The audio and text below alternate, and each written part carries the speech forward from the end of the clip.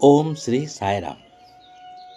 भगवान बाबा के दिव्य चरण कमलों में कोटि कोटि प्रणाम के साथ जप और भजन पर मंत्री पी के सावंत और लक्ष्मी नारा सैया, एक आंध्र से और दूसरा महाराष्ट्र से, आपसे स्वास्थ्य प्रशासन और मानसिक तथा शारीरिक स्वास्थ्य की सुरक्षा में आध्यात्मिक अनुशासन की भूमिका के बारे में बड़ी जानकारीपूर्ण और उत्साहपूर्ण ढंग से बोले।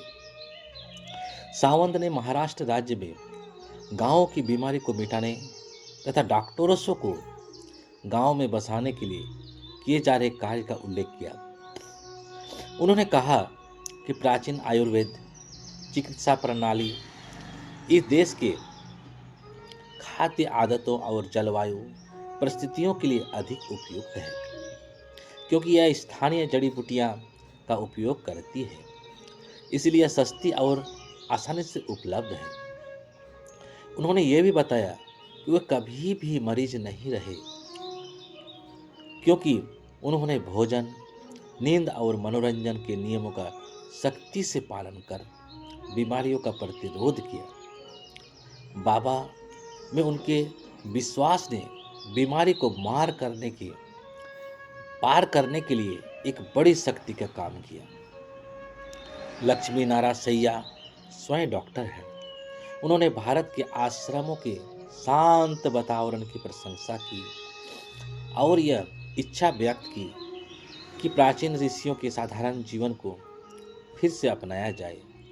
उन्होंने कहा कि हर भारतीय के हृदय की गहराई में सनातन धर्म में विश्वास की एक परत मौजूद है, जिसे राष्ट्र निर्माण के लिए उभारा जाना चाहिए।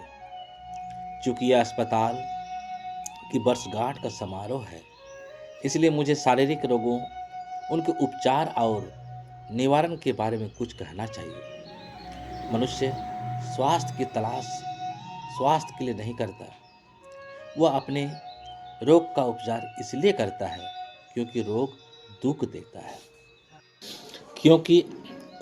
देता है। वह स्वास्थ्य चाहता है क्योंकि स्वास्थ्य आनंद देता है। मनुष्य हमेशा हर कार्य में केवल आनंद की खोज करता है। एक मछली जिसे झील के किनारे फेंक दिया गया हो, पानी में वापस जाने के लिए तड़पती है। उसी प्रकार मनुष्य का आनंद की ओर लौटने का संघर्ष भी वैसा ही है। वह आनंद में था और उसे दुख में डाल दिया गया।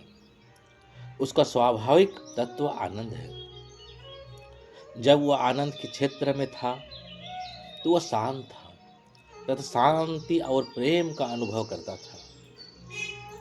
अब यह आनंद प्रत्येक व्यक्ति को स्वयं प्राप्त करता है, कोई दूसरा उसे उसके लिए प्राप्त नहीं कर सकता। मंत्री ने बताया कि योजना प्लान सभी को भोजन, वस्त्र और आश्रय प्रदान कर रही है, परंतु जिसके पास ये तीनों पर्याप्त है, वे भी दुख से मुक्त नहीं है। वे आनंद को प्राप्त नहीं कर पा रहे हैं। आनंद एक आंतरिक धन है जो विरक्ति और अनुशासन से प्राप्त होता है। हमें आनंद के लिए एक योजना चाहिए, शांति और संतोष के लिए एक योजना चाहिए। भगवान बाबा के दिव्य वाणी 1964 से लिया गया। जय जय साई राम।